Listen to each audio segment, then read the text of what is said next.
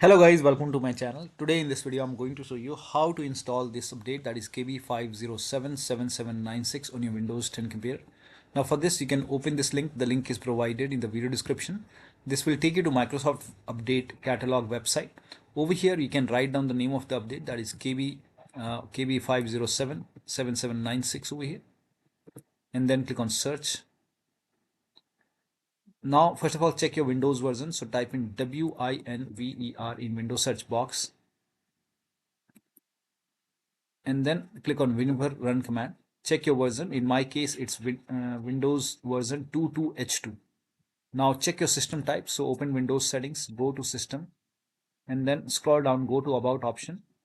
Over here, check your system type. For me, it's 64-bit operating system, x64 based processor. So for me, it's Windows 10 version 22H2 x64 base system. This is the right one for me.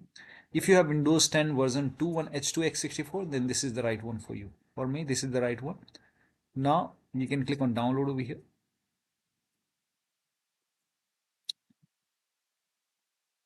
and click on this link and let the download complete.